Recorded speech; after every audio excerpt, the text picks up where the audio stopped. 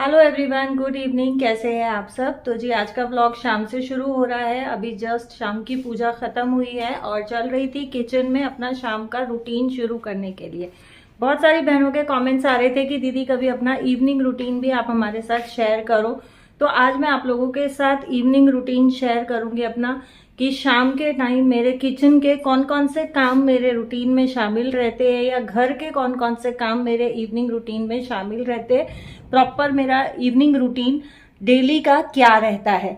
तो अभी फिलहाल जो है सबसे पहले मैं करूंगी अपना किचन क्लीन। दोपहर को लंच वगैरह किया था, उसके बाद किचन थोड़ा मैसी हो जाता है और लंच करने के बाद मैं थोड़ी देर के लिए रेस्ट जरूर से करती हूँ। बाकी का जो किचन का काम रहता है वो मैं इवनिंग में रेस्ट करने के बाद शुरू करती हूँ।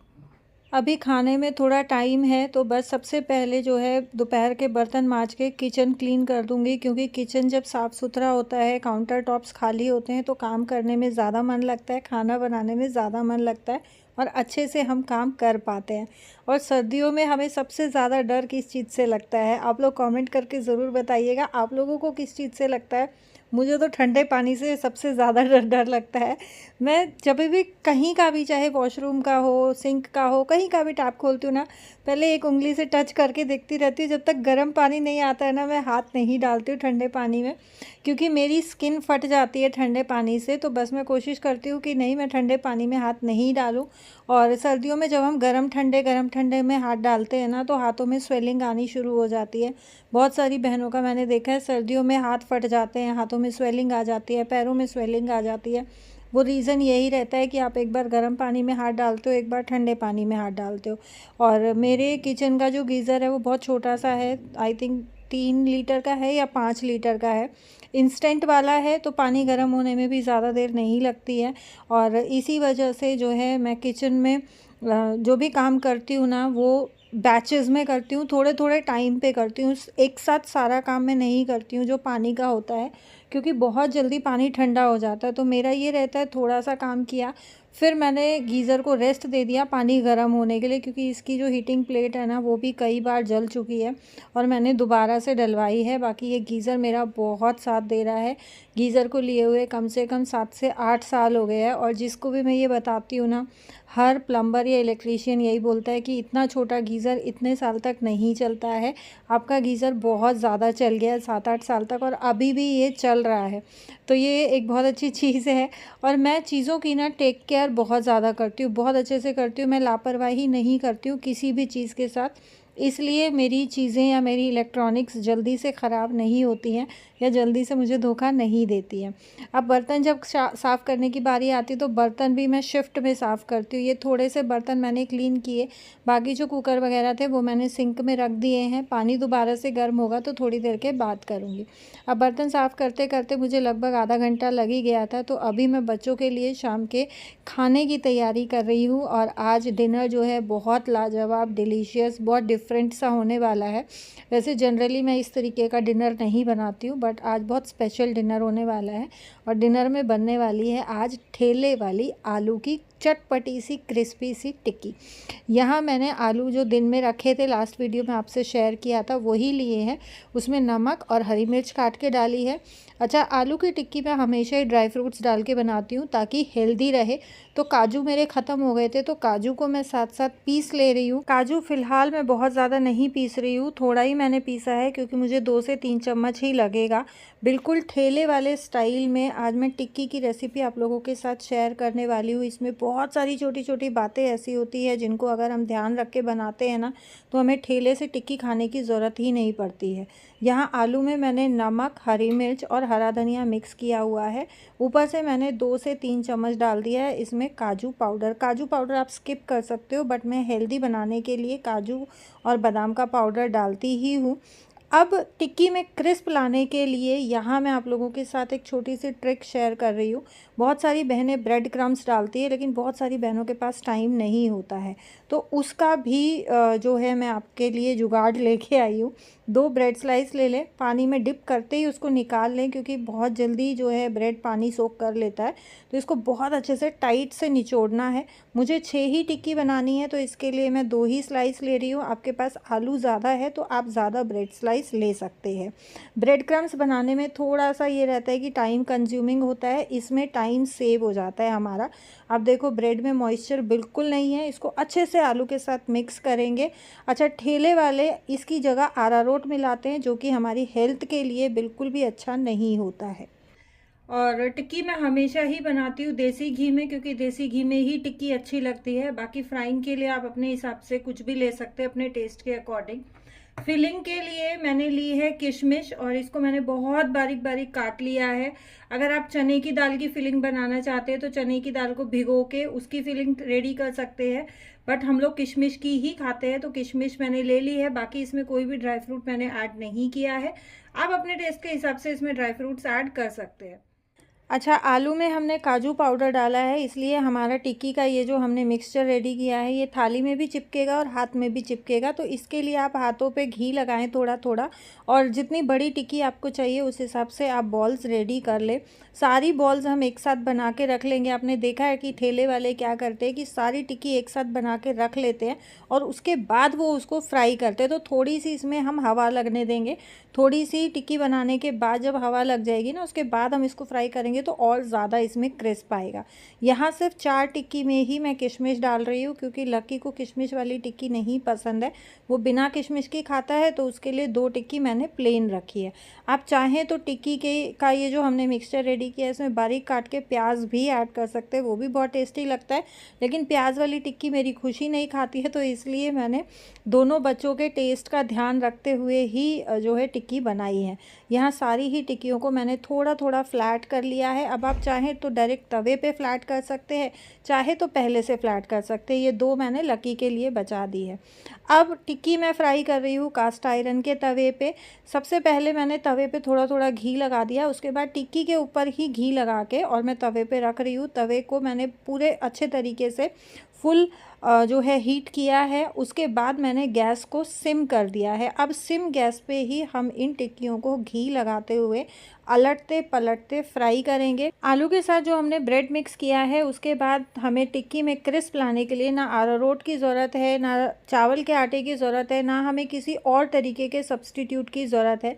साथ ही जो हमने ब्रेड मिक्स किया है उसके बाद अब आप टिक्की में कितना भी घी लगाएंगे तो टिक्की का आलू आपका फैलेगा नहीं, बिखरेगा नहीं। और आप देखें कितनी ज़बरदस्त क्रिस्पी टिक्की बनी है। बिल्कुल मंदी मंदी गैस पे हमें इसको सेकना है।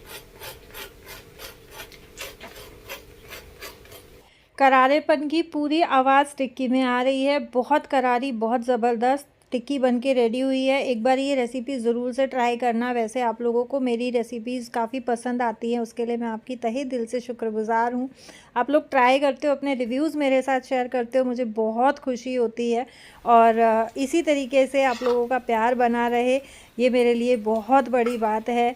आप लोग प्लीज़ वीडियो को लाइक ज़रूर से किया करो, शेयर किया करो और अपने ना रिव्यू ज़रूर मेरे साथ शेयर किया करो। आपके रिव्यूज़ से ना मुझे बहुत हेल्प मिलती है अपने काम को और ज़्यादा अच्छा करने के लिए। यहाँ मैंने दूसरे बैच की टिक्की भी बना के रेडी कर ली है। अब बारी आती है प्लेटिंग की, तो करते हैं हम प्लेटिंग। प्लेटिंग के लिए यहाँ मैंने सबसे नीचे पहले बेस में लगाई है हरे धनिए की चटनी।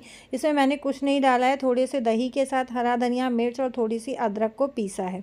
आलू टिक्की वाले जो ठेले वाले होते हैं इसी तरीके से फोड़ के टिक्की देते हैं ना। अब इस पर डालेंगे फेंटी हुई दही, और आलू के टिक्की के साथ मुझे दही थोड़ी सी एक्स्ट्रा में ही पसंद है, तो इसलिए मैंने थोड़ी सी एक्स्ट्रा में डाली है। ऊपर से डाल रही हूँ मैं ये हरा धनिया और इमली की चटनी मिक्स करके। थोड़ी सी मैंने सौंठ डाली है, जो गोलगप्पे वाली लाल चटनी होती है। ऊपर से बारीक कटा हुआ प्याज डाल दिया है और ऊपर से इसको गार्निश करेंगे हम किशमिश और अनार के साथ।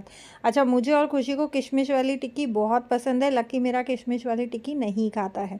ऊपर से मैंने जो हरी चटनी और इमली की चटनी का मिक्सचर था वो थोड़ा सा और चटनी डाली है, स्लाइस्ड अनियन डाला है और सबसे ऊपर इसमें मैंने गार्निश किया है थोड़े से अनार के दाने और हरे धनिए से।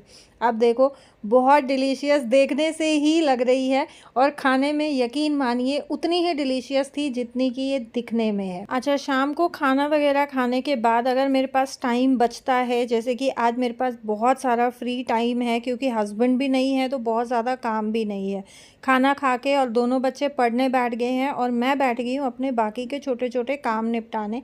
जैसे कि लास्ट व्लॉग में मैंने आपके साथ शेयर किया था कि मैं सब्जियाँ लेके आई थी और ये एक पार्सल बहुत टाइम से आया पड़ा है, आप लोगों के साथ मैंने शेयर नहीं किया था और आप लोगों के साथ रिव्यू शेयर करने के लिए ही मैंने इसको ओपन भी नहीं किया था। तो इसमें मैंने 2 चीज़ें मंगाई हैं, एक तो मैंने ये बॉक्सेस मंगाए हैं और दूसरा जो है मैंने फ्रिज के मैट मंगाए हैं। और आप लोगों की बहुत सारी शिकायत रहती है, बहुत सारी बहनों की, कि तुम कुछ भी मंगाती हो तो हमें दिखाती नहीं हो, हमारे साथ रिव्यू शेयर नहीं करती हो।